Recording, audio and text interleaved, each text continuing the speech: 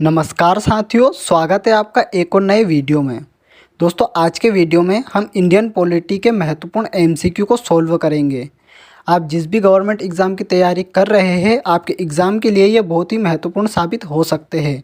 तो वीडियो को अंत तक ज़रूर देखें। और अगर आप हमारे चैनल पर नए हैं तो विभिन्न प्रकार के जीके फैक्ट रोज़ पढ़ने के लिए हमारे चैनल को सब्सक्राइब जरूर कर लें। तो चलिए आज का वीडियो स्टार्ट करते हैं। पहला क्वेश्चन है, भारतीय संविधान की आत्मा किसे कहा गया है? प्रस्तावना को, मूल अधिकारों को, राज्य के नीति निर्देशक तत्वों को या अनुच्छेद 30 को? तो दोस्तों, प्रस्तावना को भारतीय संविधान की आत्मा कहा गया है। अगला क्वेश्चन है, मौलिक अधिकारों का वर्णन संविधान के किस भाग में किया गया है? भाग 1, भाग 2, भाग 3 या भाग 4? तो संविधान के भाग 3 में मौलिक अधिकारों का वर्णन किया गया है। नेक्स्ट क्वेश्चन है, मूल अधिकारों को किस देश के संविधान से लिया गया है? ब्रिटेन के संविधान से, अमेरिका के, रूस के या ऑस्ट्रेलिया के? तो जो भारतीय संविधान में मूल अधिकार है, इन्हें हमने अमेरिका के संविधान से लिया है। नेक्स्ट क्वेश्चन है, मूल अधिकारों का वर्णन कौन से अनुच्छेद में किया गया है? अनुच्छेद 5 से 10, अनुच्छेद 12 से 35, अनुच्छेद 35 से 51 या अनुच्छेद 1 से अनुच्छेद 6? तो दोस्तों, अनुच्छेद 12 से लेकर अनुच्छेद 35 तक संविधान में मूल अधिकारों का वर्णन किया गया है। अगला क्वेश्चन है, भारत में कार्यपालिका का अध्यक्ष कौन होता है? तो प्रधानमंत्री, राष्ट्रपति, राज्यपाल या गृह मंत्री? तो चारों ऑप्शन में से ऑप्शन बी राइट है, यानी कि राष्ट्रपति कार्यपालिका का अध्यक्ष होता है। अगला क्वेश्चन है, भारतीय संविधान के अनुसार देश का प्रथम व्यक्ति कौन होता है? प्रधानमंत्री, राष्ट्रपति, राज्यपाल या गृह मंत्री? तो संविधान के अनुसार देश का प्रथम व्यक्ति होता है राष्ट्रपति। अगला क्वेश्चन है, भारतीय संविधान के अनुसार तीनों सेनाओं का अध्यक्ष कौन होता है? प्रधानमंत्री, राष्ट्रपति, राज्यपाल या गृह मंत्री? कौन होता है तीनों सेनाओं का प्रमुख अध्यक्ष? तो वो होता है राष्ट्रपति। चलिए अगला क्वेश्चन देखते हैं। राष्ट्रपति का चुनाव लड़ने के लिए कितने प्रस्तावक एवं कितने अनुमोदकों की आवश्यकता होती है? इसका मतलब होता है कि कितने लोगों से साइन करवाना होता है प्रस्तावक या अनुमोदक के रूप में। 100 व्यक्तियों से, 50 से, 20 से या फिर 70 व्यक्तियों से? तो 50 अनुमोदक और 50 प्रस्तावकों की आवश्यकता होती है राष्ट्रपति का चुनाव लड़ने के लिए। अगला क्वेश्चन है, भारतीय संसद किन किन से मिलकर बनी है? राज्यसभा, लोकसभा, राष्ट्रपति या फिर उपरोक्त तीनों से? तो दोस्तों, भारत की जो संसद है वह राज्यसभा, लोकसभा और राष्ट्रपति तीनों से मिलकर बनी है। अगला क्वेश्चन है, निम्न में से कौन भारत के राष्ट्रपति के चुनाव में भाग नहीं लेता? राज्यसभा के सदस्य, लोकसभा के सदस्य, विधानसभा के सदस्य या फिर विधान परिषद के सदस्य? तो इन चारों ऑप्शन में से जो विधान परिषद के सदस्य होते हैं वह राष्ट्रपति के चुनाव में भाग नहीं लेते हैं, लेकिन राज्यसभा, लोकसभा और विधानसभा के जो सदस्य होते हैं वह राष्ट्रपति के चुनाव में भाग लेते हैं। अगला क्वेश्चन है, संविधान के अनुच्छेद 14 में किसका वर्णन किया गया है? स्वतंत्रता के अधिकार का, समता के अधिकार का, धार्मिक स्वतंत्रता के अधिकार का या शोषण के विरुद्ध अधिकार का? तो जो संविधान का अनुच्छेद 14 है, इसमें समता यानी कि समानता के अधिकार का वर्णन किया गया है। नेक्स्ट क्वेश्चन है, संविधान के अनुच्छेद 19 में किसका वर्णन किया गया है? स्वतंत्रता के अधिकार का, समता के अधिकार का, धार्मिक स्वतंत्रता के अधिकार का या शोषण के विरुद्ध अधिकार का? तो संविधान का जो अनुच्छेद 19 है, इसमें स्वतंत्रता के अधिकार का उल्लेख किया गया है। चलिए अगला क्वेश्चन देख लेते हैं। अनुच्छेद 52 में किसका वर्णन किया गया है? राज्यपाल का, गृह मंत्री का, राष्ट्रपति का या फिर प्रधानमंत्री का? तो जो संविधान का अनुच्छेद 52 है, इसमें राष्ट्रपति का वर्णन किया गया है। चलिए नेक्स्ट क्वेश्चन देखते हैं। भारतीय संविधान में राष्ट्र के नीति निर्देशक तत्व, यहाँ पर राज्य के नीति निर्देशक तत्व है। राज्य के नीति निर्देशक तत्व किस देश से लिए गए हैं?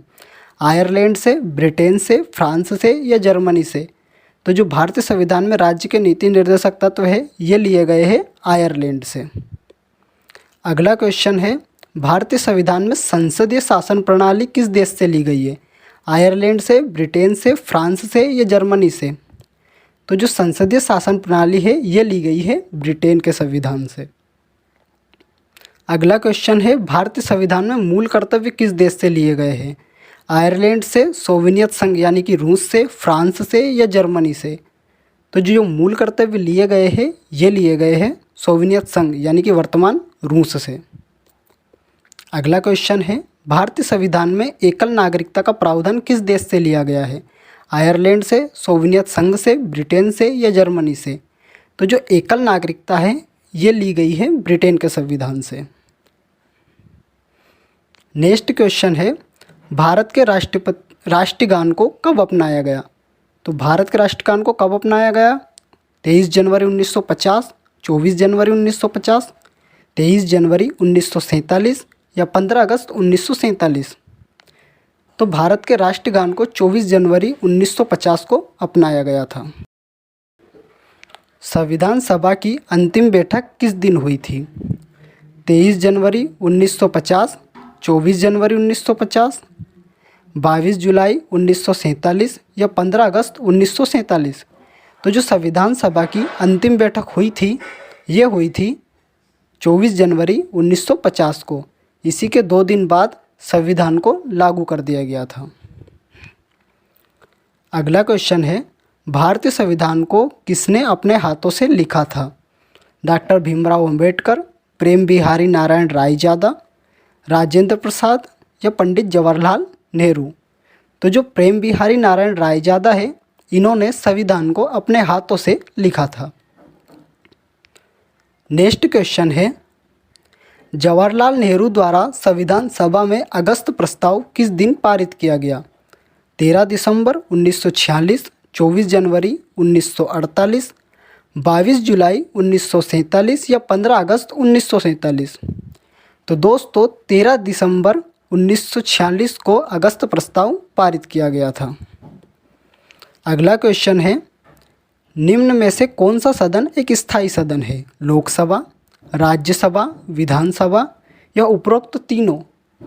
तो जो राज्यसभा है यह एक स्थायी सदन है यानी कि यह कभी भी विघटित नहीं होता। अगला क्वेश्चन है, संविधान सभा की पहली बैठक कब हुई थी? 8 दिसंबर 1946, 9 दिसंबर 1946, 9 अक्टूबर 1947 या 8 अक्टूबर 1947? तो जो संविधान सभा की पहली बैठक हुई थी ये हुई थी 9 दिसंबर 1946 को। नेक्स्ट क्वेश्चन है, संविधान सभा के अस्थायी अध्यक्ष कौन थे? डॉक्टर राजेंद्र प्रसाद, सच्चिदानंद सिन्हा, BR अम्बेडकर या KM मुंशी? तो जो संविधान सभा के अस्थायी अध्यक्ष थे ये थे सच्चिदानंद सिन्हा और जो स्थायी अध्यक्ष बने थे ये बने थे doctor Rajendra Prasad. Next question है, भारतीय संविधान में धर्मनिरपेक्ष और समाजवाद शब्द किस वर्ष जोड़ा गया?